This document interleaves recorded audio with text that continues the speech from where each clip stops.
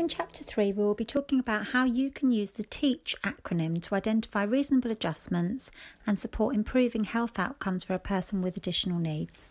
You mentioned reasonable adjustments, and the guide also contains information on accessible information. Could you tell us a bit more about that, Hilary? Yeah, absolutely. So under the Equality Act, all professionals have the duty to make reasonable adjustments to get the same outcomes for the person as they would for someone else. So that's exactly what it says, really. It's something that is a reasonable change in practice, a reasonable adjustment to practice to ensure that you get the same outcomes. So, and I'll cover that in a little bit more detail in a minute, and the other area is around accessible information standard. And this came in 2016 that says everyone has the duty to ask, share, flag, record and use a person's preferred means of communication. Now, when these things came in, like reasonable adjustments, everyone thought about ramps, but actually with learning disabilities it's different. The same with accessible information standard. Everyone thought about hearing loops for people with hearing loss and braille, for sight loss. But actually it's very, very different for someone with a learning disability. For someone with a learning disability, it could be something like, talk to me about trains for 5 minutes, and that will help me relax, and then you'll be able to get the same health outcomes as you would for someone else. It could be that someone lives on their own and they always throw their letters in the bin. So actually the reasonable adjustment is to negotiate with them to always send a second copy to my sister or to my mother or to my carer, so that they can remind me and go through the letter with me because I will bin it. So they're the two areas. But if you like, what I can do is, Gavin's really good at this because we do a lot of work on this. So if you like, Gavin and I can talk through, because we try and help people remember what reasonable adjustments people are entitled to through an acronym of TEACH. So if you like, I can do that with Gavin and we can record that for people to see. Would that work? That'd be great. Thank you, Hilary. So I mentioned there that we're going to talk about the acronym TEACH. Now this is our way of helping health professionals understand what reasonable adjustments someone needs. And as someone who's supports someone young who's becoming into adulthood, it's really good to be mindful of those little things that help someone overcome a barrier to getting healthcare, and ensuring that the doctors know about it and ensuring it's in their purple folder. So the acronym TEACH is TEACH, which stands for time, environment, attitude, communication and help. And Gavin is now going to help me just to go through that a bit with you. So Gavin, let's just have a little chat because we do this quite a lot, don't we? Yeah. So as we know, time is the first one, T is Yes. for time. And we talk a lot about how, some people, say somebody with autism, may really struggle with breaching routines. So they may need a specific time of day to accept anything, because if their routine was broken, they'd refuse healthcare. So it's things like that. And also giving people extra time to really settle into the appointment, absorb the information, and make sure that they get the same health outcomes again. Mm-hmm. Do you want to just talk through, because I think you've got a brilliant story that really helps reinforce the importance of extra time. Yes, so with time with me, it's really important that I have that extra time when it comes to being in an appointment. So I need a double appointment, especially if I'm going to talk about medication.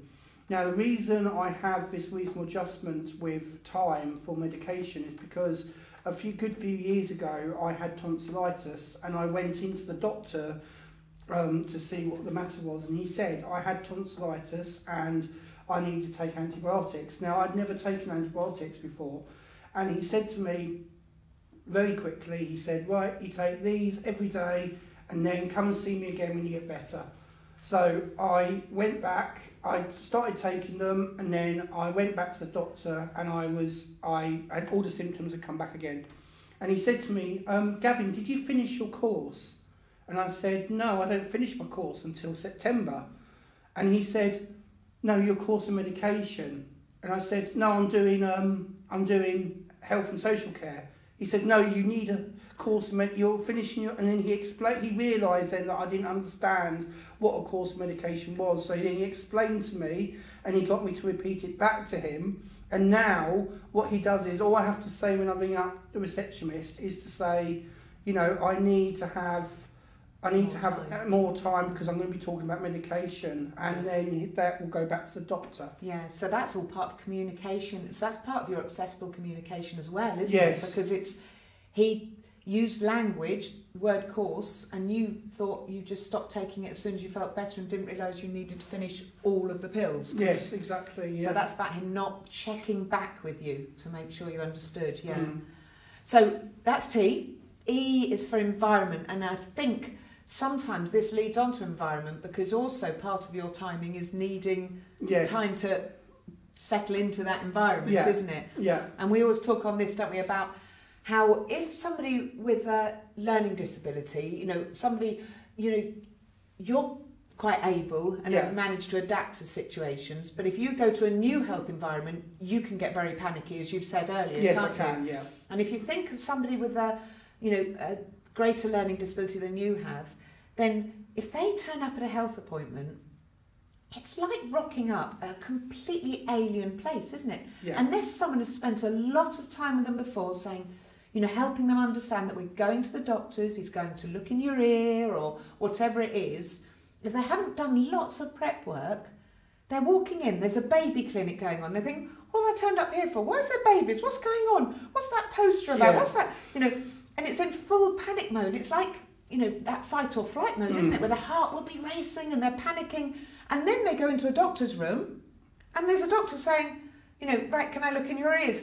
And you're in full panic. There's no way you're going to let someone near you because you're just in panic mode. Yeah. So it is all that about the environment. It's about what the people who support them can do to prepare them for the environment. Yeah.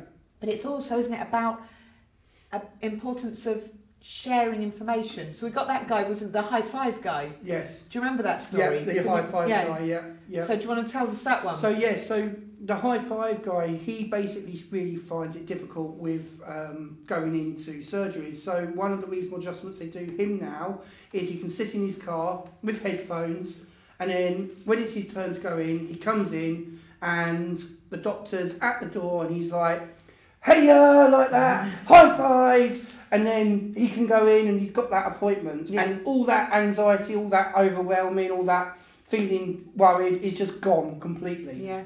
But yet another guy, if the GP came out and went, hiya, high five, would go into complete panic mode, wouldn't they? Yeah. So it's about individual and about, you know, as parents or as somebody who supports a young person, knowing that expertise and sharing it and making sure it's recorded and flagged and used. Yeah. So that leads us to attitude. So attitude, we always say, is don't kill with kindness. Don't kill with kindness. Yeah, that's our standard phrase, isn't it?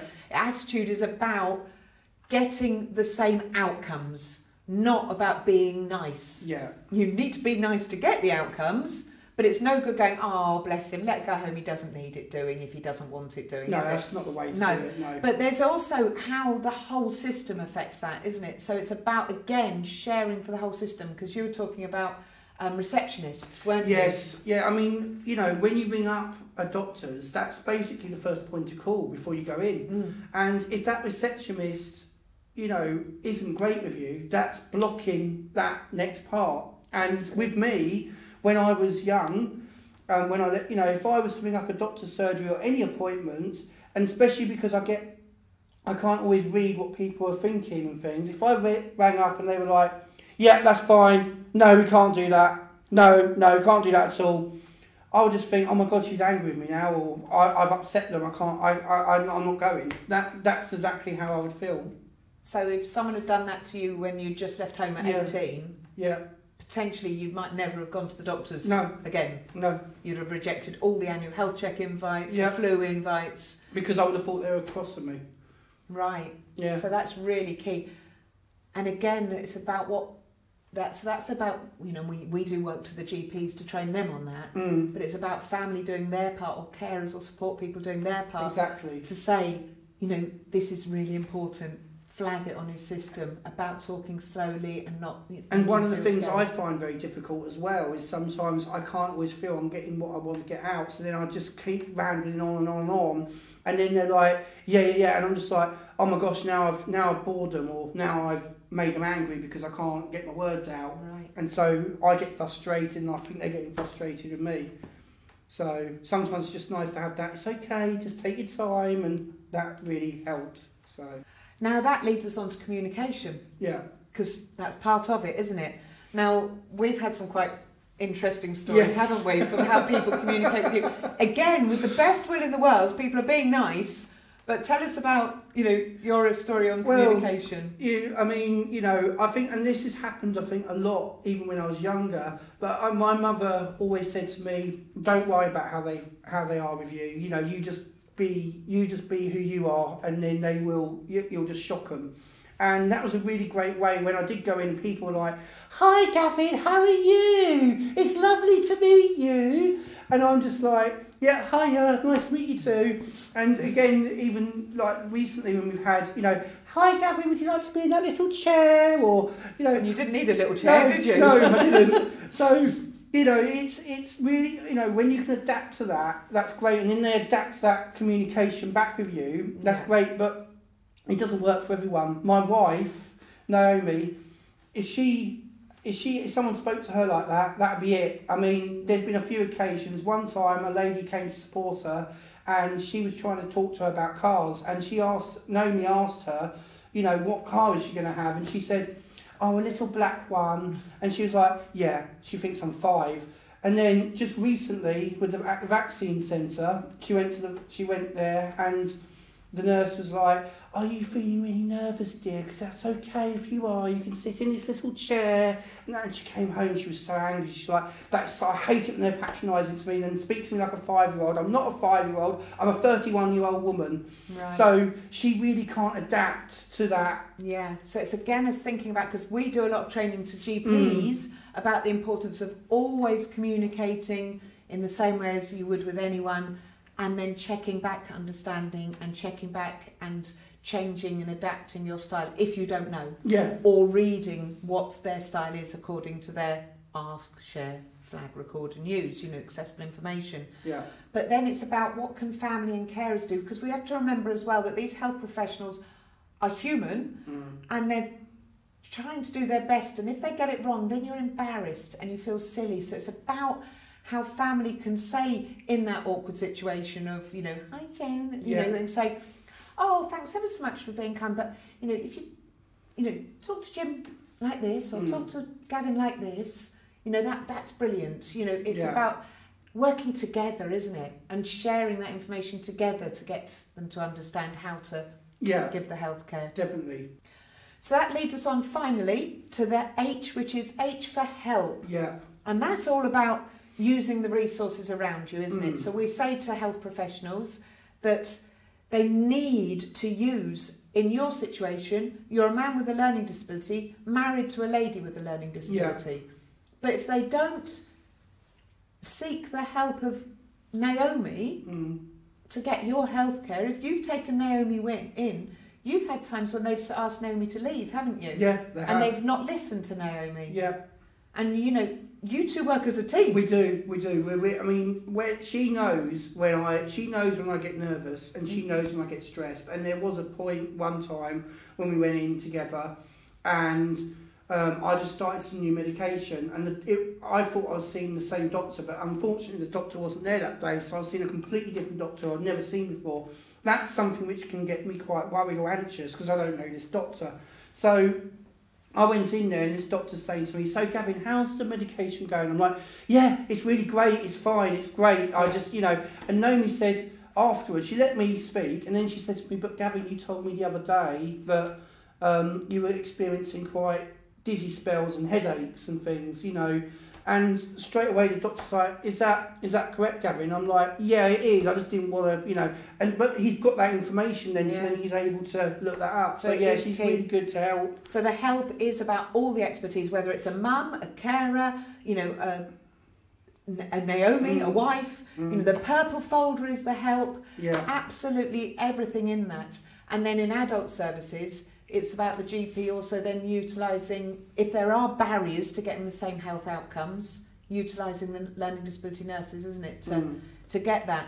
But also under help, we always talk about safeguarding, which is very important. Yeah, because people get very fearful of safeguarding, that it's Big Brother watching over you, when in fact safeguarding is so key to gathering tiny morsels of information that may reflect a bigger picture. Yeah. You know, what's your, you know, you've got a prime example of being a victim of safeguarding need. I mean, you know, if I've never, I know more about safeguarding now, but when you're a child, it's not something you really get introduced to. And yeah, there was a few times as a child where things happened. One in particular was I had a phone call on my mobile, and I answered it, and there was this person saying to me, "Oh, congratulations, you've won a holiday to Barbados, and you've also won £800 to take with you, and all we need is your bank details so we can put that in, and then we'll send your ticket through the thing."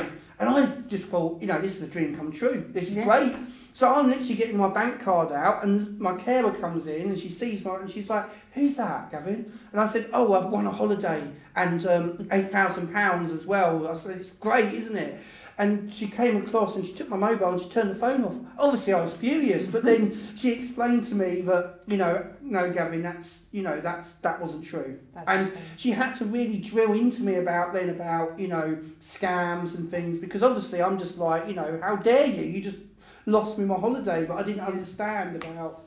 And that again is really key in preparing people for adulthood, of preparing them for all those bizarre eventualities which, as they get more and more independent, they're going to be more exposed to, isn't it? And exactly. That knowledge that these are things that are going to come into your life, you know, that we, as parents and as carers of children, we protect people from. Yeah.